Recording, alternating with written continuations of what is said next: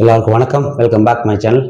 இன்னைக்கு நம்ம என்ன பார்க்க போறோம் பார்த்தீங்க அப்படின்னா, எஸ்எஸ்ஜிடி அதாவது பேராமிலிட்டரி ஃபோர்ஸில் வந்து மெடிக்கல் செக்அப் எப்படி நடக்கும்னு சொல்லிட்டு பல பேர் கமெண்ட் பண்ணியிருந்தீங்க. இது முக்கியமான நம்ம வந்து கவனிக்க வேண்டிய விஷயங்கள் என்னென்ன, ரொம்ப ஸ்ட்ரிக்டாக என்ன பார்ப்பாங்க, நம்ம எப்படி தயாராகணும், இதுக்கு நம்ம எப்படி ஃபிட்டாக இருக்கணும் அப்படின்னு சொல்லி ஃபுல்லாக சொல்ல போகிறேன். முடிஞ்ச அளவுக்கு 10 நிமிஷத்துக்கு சொல்லி முடிச்சிடுறேன். மெயின் பாயிண்ட் மட்டும் சொல்கிறேன். இது தவிர்த்து ஏகப்பட்ட விஷயங்கள்லாம் இருக்குது. ஆனால் மெயின் ஃபோக்கஸாக என்ன அதிகமாக பார்ப்பாங்க, நம்ம எதையை வந்து அதிகமாக கவனத்தில் கொள்ளணும் அப்படின்னு சொல்லிட்டு தான் சொல்ல போகிறேன். வீடியோ ஸ்கிப் பண்ணால் முழுசாக லாஸ்ட் வரைக்கும் பாருங்க. அதுக்கு முன்னாடி ஒரு சப்ஸ்கிரைப் பண்ணிக்கங்க. டவுட்னா கமெண்ட் பண்ணுங்கள். தெரிஞ்சவங்க நான் ஷேர் பண்ணிக்கிறேன். வாங்க வீடியோக்குள்ள போகலாம். ஃபஸ்ட்டு எஸ்எஸ்ஜிடி வந்து பேராமிலிட்டரி ஃபோர்ஸ், எல்லா ஃபோர்ஸுக்குமே BSF, CRPF, ITBP, SSB, Assam rifle, CSF இந்த மாதிரி பேராமிலிட்டரி ஃபோர்ஸ் எல்லாத்துக்குமே மெடிக்கல் கிட்டத்தட்ட ஒரே மாதிரி தான் இருக்கும். எக்ஸாம்பிள் எடுத்துக்கோமே, மெயினான ஃபோர்ஸ் எடுத்துக்கோங்க சிஆர்பிஎஃப். சிஆர்பிஎஃப்ல எப்படி மெடிக்கல் நடக்கும் அப்படின்னு சொல்லி விவரம் பார்த்தோம் அப்படின்னா, சிஆர்பிஎஃப் மட்டும் இல்லை, பிஎஸ்எஃப்லேருந்து அஸ்ஸாம் ரைஃபிள் வரைக்கும் இல்லை, கிட்டத்தட்ட ஏகப்பட்ட ஃபோர்ஸ், பேராமிலிட்டரி ஃபோர்ஸ் எல்லா ஃபோர்ஸ்லையுமே எஸ்எஸ்சி அண்டரில் இருக்கிற எல்லா ஜிடி பர்சன்ஸ் எல்லாத்துக்கும் ஒரே மாதிரி போர்டு நடக்கும். எங்கெங்கே மெயின் சிட்டியோ, பெங்களூர், சென்னை, ஹைதராபாத் இந்த மாதிரி மெயின் சிட்டியில் கம்போசிட் ஹாஸ்பிட்டலில் வந்து மெடிக்கல் செக்அப் நடக்கும். எப்படி நடக்கும் பார்த்தீங்க அப்படின்னா, ஃபஸ்ட்டு நீங்கள் போகிறதுக்கு முன்னாடி ஃபஸ்ட்டு கவனிக்க வேண்டிய விஷயம் என்ன அப்படின்னா, ஒரு சிப்பாய், அதாவது கான்ஸ்டபிளாக கவர்மெண்ட்டில் நீங்கள் ஜாயின் பண்ணி போகிறீங்க, ஒரு சிப்பாய் ஆக போகிறீங்க அப்படின்னா அதுக்கு உடல் தகுதி ரொம்ப முக்கியம். உடம்பை ஃபிட்டாக வச்சுக்கோங்க.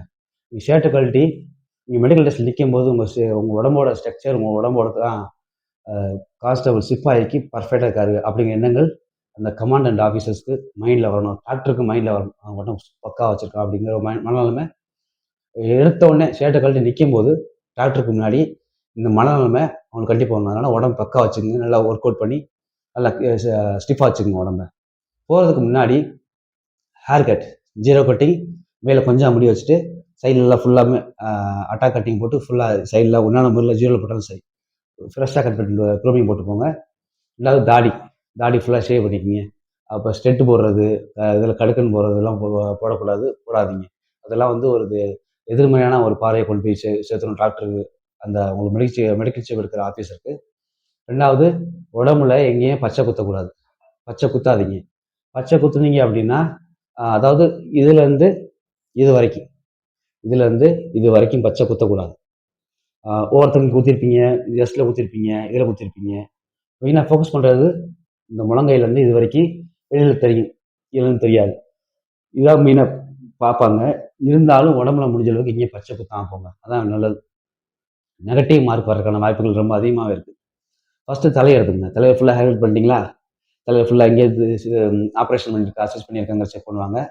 ரெண்டாவது கண்ணு வந்து ஐ டெஸ்ட் வந்து ஒரு 6 மீட்டர் டிஸ்டன்ஸில் ஒரு பெரிய சின்ன ஒரு A4 ஷீட் மாதிரி வீட்டில் ஏ, பெருசாக ஒரு ஏ, கீழே BCD, ஒரு ஏயோட சின்னதா, அதோட சின்னதா அப்படி சொல்லி 3 ஸ்டெப்பில் லெட்டர் இருக்கும். அதை நீங்கள் 6 மீட்டர் டிஸ்டன்ஸில் படித்து காமிக்கணும்.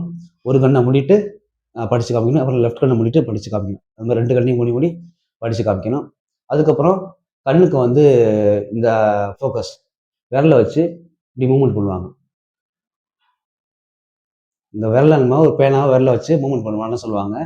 அந்த கண்ணு மட்டும் ரொட்டேட் ஆகணும். இப்படி தலை ஆகக்கூடாது. ஒருத்தவங்க தலையும் சேர்ந்து ஆகணும், தலை ஆகக்கூடாது. கண்ணு மட்டும் இப்படி ரொட்டேட் பண்ணணும். சைடில் கீழே மேலே ரொட்டேட் பண்ணணும் கண்ணுக்கு. மற்றபடி லென்ஸ்லாம் யூஸ் பண்ணக்கூடாது.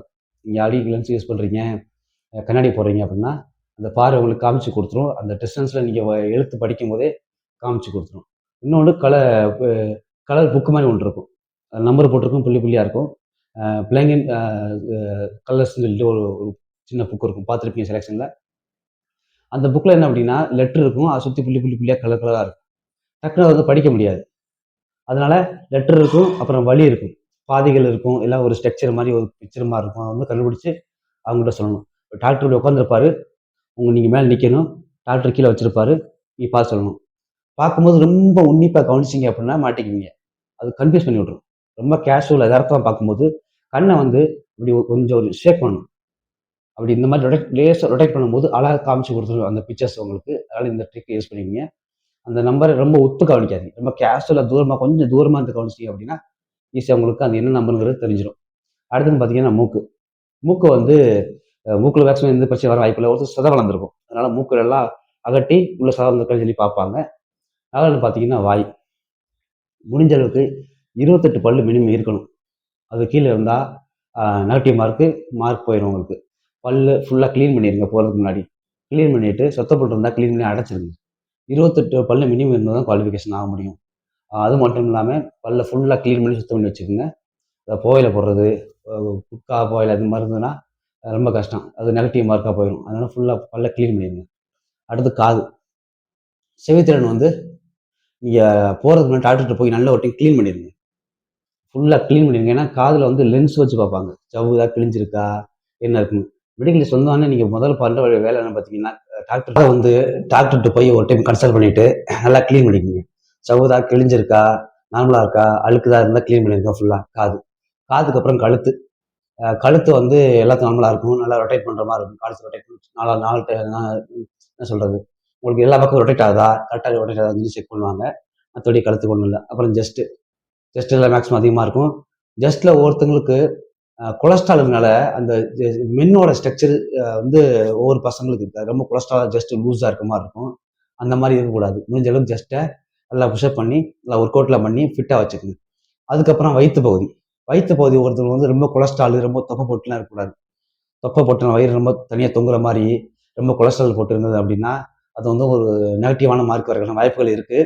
அதனால் ஆப்ஸ் வந்து நல்லா டைட்டாக வச்சுக்கோங்க. ஆப்ஸ் ஃபர்ஸ்ட் சொல்லிட்டேன் உங்களுக்கு. சட்டையை கழட்டி நிற்கும் போது இந்த டாக்டரில் அந்த ரெக்ரூட்மெண்ட் போர்டில் இருக்கிற டாக்டர் ஆஃபீஸருக்கு வந்து பக்கா ஃபிட்டாக இருக்காங்கிற மனநிலை கொண்டு வரணும். அடுத்தது பார்த்தீங்கன்னா கை வந்து முழங்கையிலேருந்து இது வரைக்கும். முழங்கையில் வந்து நம்ம நீட்டும் போது இந்த 2 கை நீட்டம்ல, இந்த 2 கை நீட்டும் போது இந்த பெண்டு வந்து ஒவ்வொருத்தருக்கு ரொம்ப பெண்டாக இருக்கக்கூடாது. ஸ்கேலை வச்சு எவ்வளோ டிஸ்டன்ஸில் பெண்டாக இருக்குன்னு சொல்லி இந்த ஸ்கேலில் அந்த முழங்கையில் வச்சு அளப்பாங்க. அதனால இந்த பெண்டு ரொம்ப பெண்டாகாமல் பார்த்துக்கங்க. அப்படி நீட்டும் போது எல்லாத்துக்கும் ஓரளவுக்கு பெண்ட் இருக்கும். எல்லாத்துக்குமே மனுஷனுக்கு கொஞ்சம் பெண்ட் இருக்கும். ஒவ்வொருத்தவங்களுக்கு ரொம்ப வி ஷேப்பில் ரொம்ப பெண்ட் இருக்கும். அந்த மாதிரி இருக்கக்கூடாது. அது வந்து நெகட்டிவ் மார்க் வரக்கான வாய்ப்புகள் இருக்குது. ரீமெடிக்கல் வரக்கான வாய்ப்புகள் இருக்குது. அதை பார்த்துக்குங்க. அதுக்கப்புறம் இந்த ஜாயிண்ட் எல்லாம் கரெக்டாக ஒர்க் ஆகுதா, இந்த ஜாயிண்ட்ல கரெக்டாக ஒர்க் ஆகுதுன்னு செக் பண்ணுவாங்க. அதுக்கப்புறம் விரல் வந்து ஒவ்வொருத்தங்களுக்கு இப்படி வளைஞ்சிருக்கும். இந்த மாதிரி வளைஞ்சிருக்கக்கூடாது. ஒவ்வொருத்தங்களுக்கு எவ்வளோ 60 வட்டி இல்லாமல் போச்சு அப்படின்னா நீங்கள் அன்குவாலிஃபைடு, நீங்கள் உள்ளே போக முடியாது. நகம் ஏதாச்சும் தான் பேர்ந்துருக்கு, அறுத்துருக்குன்னா பிரச்சனை இல்லை. விரல் இல்லை, பாதி விரல் இல்லை, 60 வட்டிடுச்சு அப்படின்னா உங்களுக்கு இந்த விரல் இல்லை அப்படின்னா ரொம்ப கஷ்டம். டிஸ்குவாலிஃபை பண்ணிப்பாங்க. அப்போ எல்லா விரலும் ஒர்க் ஆகுதுன்னு செக் பண்ணுவாங்க. எல்லா விரலும் பெண்ட் ஆகுதுன்னு செக் பண்ணுவாங்க. மற்றபடி ஒருத்தர் இந்த விரல்லாம் பார்த்துங்க இந்த மாதிரி பெண்டாக வளைஞ்சிருக்கும். அது மாதிரி இருக்கக்கூடாது. இன்னும் ரீமெடிக்கல் போட்டு விட்ருவாங்க. ரீமெடிக்கல் போயிடுச்சுன்னா உங்களுக்கு திருப்பி வர்றதுக்கு ரொம்ப கஷ்டம். அவ்வளோதான் ஜாயிண்ட். ஏதாவது இந்த ஷோல்டர் வந்து ஒவ்வொருத்தவங்க இப்படி சுத்தம் போது கரெக்டாக பின்னாடி வராது, 100% பின்னாடி வராது, சைடில் வரும். இப்படி சுத்தும் போது ஷோல்டர் வந்து பக்காவாக இந்த பக்கம் ஃபுல்லாக 100% முன்னாடி பின்னாடி கரெக்டாக போகணும். ஒருத்தர் முன்னாடி பின்னாடி வரும்போது ஃபுல்லாக போகுது, சைடில் போய் சுற்றுவாங்க. அதனால ப்ராக்டிஸ் பண்ணி ஃபுல்லாக கொண்டு வந்துக்குங்க. அடுத்து வயிறு முடியுது. அப்புறம் ப்ரைவேட் பார்ட்டில் வந்து 2 பால்ஸ் இருக்கான்னு செக் பண்ணுவாங்க. அதுக்கப்புறம் ஃபைல்ஸ் இருக்கான்னு செக் பண்ணுவாங்க. அதுக்கப்புறம் காலோட 2 முட்டியும் வந்து ஒட்டி நிற்கும் போது 2 முட்டியும் உரசான்னு செக் பண்ணாங்க. உரசிச்சுன்னா அப்படின்னா உங்களுக்கு நெகட்டிவ் மார்க்கு, உங்களுக்கு மைனஸ் மார்க் வரக்கான வாய்ப்புகள் இருக்குது. உரசக்கூடாது. வி ஷேப்பில் காலில் நிற்கும் போது உரசக்கூடாது, 2 காலை ஒட்டி இருக்கும்போது உரசக்கூடாது. கொஞ்சம் கேப் இருக்கணும். 2வது காலோட பின்புறம் வந்து வெரிகேஸ் வெயின் இருக்கான்னு செக் பண்ணுவாங்க. ஒருத்தர் வந்து நின்று வேலை செஞ்சுருப்பீங்க, ஜவுளி வேலை செஞ்சுருப்பீங்க, இல்லை ஹோட்டலில் வேலை செஞ்சுருப்பீங்க, இல்லை கம்பெனியில் வேலை செஞ்சுருப்பீங்க. நின்று வெரிகேஸ் பெயின் வந்துடும். இந்த வெரிகேஸ் பெயின் 100% வரக்கூடாது. வந்துச்சு அப்படின்னா நீங்கள் 100% டிஸ்குவாலிஃபைட் ஆகிருப்பீங்க. அதனால நரம்பு புடைக்காமல் பார்த்துக்குங்க. காலில் இந்த பாதத்துக்கு மேலே இருக்கலாம் நரம்பு எல்லாத்துக்கும் புடைக்கும். ஆனால் காலுக்கு பின்பகுதியில், அதாவது அந்த முழங்கால்லேருந்து பின்பகுதி தொட வரைக்கும் ஃபுல்லாக செக் பண்ணுவாங்க. நரம்பு புடைக்கிற மாதிரி ரவுண்டாக வெரிகேஸ் பெயின் இருக்கக்கூடாது. இருந்தால் நீங்கள் அன்குவாலிஃபைடு. அதுக்கப்புறம் ஃப்ளாட் ஃபுட்டு. பாதங்கள் அப்படி இருக்கும்போது இந்த கேப்பு இந்த பாதத்தில் இருக்கணும். அப்படி இல்லை ஃப்ளாட்டாக இருந்ததுனால ஃப்ளாட்டாக இருந்ததுனால உங்களால் ஓடுறது ரொம்ப கஷ்டம். உங்களுக்கு கால் வலிக்க ஆரம்பிச்சதுங்கிறதுக்காக அவங்களுக்கு டிஸ்குவாலிஃபை பண்ணுறதுக்கு வாய்ப்புகள் அதிகமாக இருக்குது. ஆனால் கண்டிப்பாக ஃப்ளாட் ஃபுட் இருக்கா வந்து ஃபோர்ஸுக்கு டிஸ்குவாலிஃபைடு எடுக்க மாட்டாங்க. கண்டிப்பாக ஃப்ளாட் ஃபுட் இருக்கக்கூடாது. ஃப்ளாட் ஃபுட் லேசாக இருக்க மாதிரி இருந்ததுன்னா ஷூ கழட்டி போட்டு மண்ணில் நடக்க ஆரம்பிச்சிருங்க. செருப்பை போடாதீங்க. எவ்வளோக்கு மண்ணில் நடங்க, சைக்கிளிங் பண்ணுங்க. உங்களுக்கு ஃப்ளாட் போட்டு லேசாக அமுந்தி ஓரளவுக்கு இந்த 3 விரல் உள்ளே போகிற மாதிரி ஒரு ஸ்ட்ரக்சர் உங்களுக்கு காலுக்கு கொடுக்க வாய்ப்புகள் இருக்குது. இவ்வளோதான். மெயினானு பார்த்தீங்கன்னா இது ECG, urine test, blood test 3 கண்டிப்பாக செக் பண்ணுவாங்க ஹாஸ்பிட்டலில். 3 ரிசல்ட்டையும் செக் பண்ணுவாங்க. இதுக்கப்புறம் தான் ஃபைனல் வெயிட்டே உங்களுக்கு வரும். எல்லாத்தையும் கணக்கு பண்ணி தான் உங்களுக்கு எவ்வளோ வெயிட் மார்க் வந்திருக்கு அப்படின்னு சொல்லி சொல்லுவாங்க. ஒன்று ஞாபகம் வச்சுக்கோங்க, எல்லாம் மெடிக்கல் முடிஞ்சுச்சு. ஆனால் மெடிக்கல் மட்டும் ரீமெடிக்கல் வரக்கூடாதுன்னு வெயிட்டிங்க. ரீமெடிக்கல் வந்துருச்சு அப்படின்னா ரீமெடிக்கல் வந்தாலும் ஃபெயில் ஆகும்னு அப்படி சொல்ல முடியாது. ரீமெடிக்கல் வந்து பாஸ் பண்ணவங்களாம் இருக்காங்க. ஆனால் ரீமெடிக்கல் வரக்கூடாது. ரீமெடிக்கல்னு வந்துச்சு அப்படின்னா நமக்கு வந்து ஒரு நெகட்டிவாக தோண ஆரம்பிச்சிடும். எல்லாம் பாஸ் பண்ணி போடுவாங்க. அதனால் ரீமெடிக்கல் வரதுக்கான வாய்ப்புகளை கொடுக்காதீங்க. மெடிக்கல் வரைக்கும் கஷ்டப்பட்டு போயிட்டீங்க, மெடிக்கலில் விட்டுறவே கூடாது. மெடிக்கல் இருக்கிறதுல ஈஸி. எக்ஸாமு, ஃபிசிக்கல் எல்லாம் பாஸ் பண்ணுவாங்க. மெடிக்கலில் விட்டுறாதீங்க. எவ்வளோ முடியுமோ அவ்வளோ ஃபிட்டாக வச்சுக்கோங்க. மெடிக்கல் விட்டுறாதீங்க. ரீமெடிக்கல் போயிட்டீங்கன்னு வச்சுக்கோங்க, அதுக்கப்புறம் திருப்பி ரீமெடிக்கல் திருப்பி உங்கள் பேர் உள்ளே வந்து ஜாயின் பண்ணி வந்து நமக்கு ஒரு நெகட்டிவாக போயிடும். அதனால் அது பண்ணாதீங்க. இது தவிர்த்து இன்னும் ஏகப்பட்டது இருக்குது. வீடியோ வந்து ரொம்ப லென்த்தாக போகும். வீடியோ இதை ஸ்கிப் பண்ணால் பார்த்துருங்க. அதனால் மெயின் பாயிண்ட் மட்டும் சொல்லிட்டேன் உங்களுக்கு. ஃபுல்லாக சொன்னால் 1/2 மணி நேரம், 3/4 மணி நேரம் ஆயிரும். அதனால் இதுதான் மெயின் பாயிண்ட். இது போக மேக்ஸிமம் ஒன்றும் கிடையாது. இது வந்து மெடிக்கலுக்கு மேக்ஸிமம் எஸ்எஸ்ஜிடியில் இப்படி தான் எடுப்பாங்க. எனக்கு இப்படி தான் எடுத்தாங்க. அதனால அந்த எக்ஸ்பீரியன்ஸ் உங்களுக்கு நான் ஷேர் பண்ணி சொல்லிக்கிறேன். வீடியோ பிடிச்சிருந்தா ஷேர் பண்ணி சொல்லுங்கள். உங்கள் ஃப்ரெண்ட்ஸுக்கு தேவைப்பட்டதா ஷேர் பண்ணுங்கள். அடுத்த ஒரு சூப்பரான நிகழ்ச்சியில் சந்திப்போம். நன்றி, வணக்கம்.